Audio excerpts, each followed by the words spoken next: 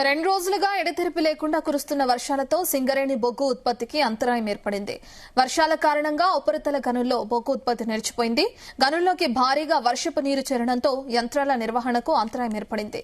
పరిస్థితిని ఎప్పటికప్పుడు అధికారులు పర్యవేక్షిస్తున్నారు. దీనికి సంబంధించిన మరింత సమాచారాన్ని మా కరెస్పాండెంట్ తిరుపతిరావు అందిస్తారు. ఎడతెరిపి లేకుండా కురుస్తున్న భారీ వర్షాల కారణంగా అయితే సింగరేణి ఉపరితల గనులకు పూర్తిగా నీరు చేరడంతో అయితే బొగ్గు ఉత్పత్తికి అంతరాయం ఏర్పడినట్టు కూడా తెలుస్తుంది. దాదాపు నిన్న ఉదయం నుంచి కూడా 3 షిఫ్ట్లు, ఇప్పుడు ఈ రోజు ఉదయం నుంచి కూడా ఈ యొక్క షిఫ్ట్ కూడా పూర్తిగా నిలిచిపోయిన పరిస్థితి అయితే ఉంది. దాదాపు భద్రాద్రి కొత్తగూడెం జిల్లా వ్యాప్తంగా ఇల్లందు, మనుగూరు, కొత్తగూడెం ఉపరితల గనుల్లో కూడా పూర్తి స్థాయిలో కూడా ఎక్కడికక్కడ వాహనాలు నిలిచిపోయిన పరిస్థితి మనం ప్రస్తుతం ఓసి ఉపరితల గనుల వద్ద ఉన్నాం. మన విజువల్స్ చూసుకోవచ్చు. ఇక్కడ ఎక్కడ వాహనాలు అక్కడ నిలిచిపోయిన పరిస్థితి అయితే ఉంది. ఇక్కడ ఓసీలోకి పైనుంచి ఎగువ ప్రాంతం నుంచి కూడా ఈ యొక్క పైనుంచి నీరు రావడంతో అయితే ఈ యొక్క ఓసీ ప్రాంతం మొత్తం కూడా నీట మునిగిన పరిస్థితి ఉంది. ఇక్కడ ఉన్న నీటినైతే అధికారులు అయితే బయటికి తీసే ప్రయత్నం అయితే చేస్తున్న పరిస్థితి అయితే ఉంది. ఇప్పటికే ఉన్నటువంటి మూడు గనులలో కూడా పూర్తిగా ఎక్కడ పనులు అక్కడ నిలిచిపోయిన పరిస్థితి అయితే ఉంది. మొత్తంగా ఓబీ పనులతో పాటు ఇటు బొగ్గు తీత పనులు కూడా పూర్తిగా అంతరాయమైన ఏర్పడినట్లయితే సింగరేణి అధికారులు తెలుపుతున్న పరిస్థితి. ఇక్కడ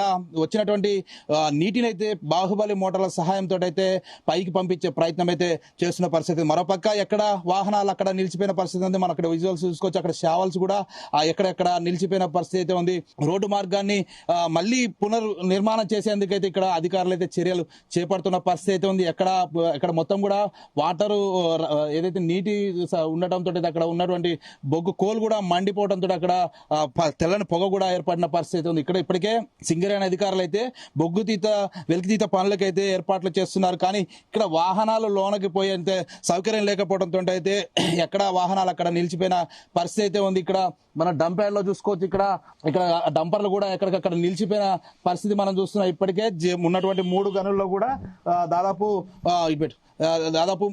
25,000 టన్నుల బొగ్గు ఉత్పత్తి కూడా అంతరాయమైన ఏర్పాట్లు కూడా సింగరేణి అధికారులు తెలుపుతున్న పరిస్థితి.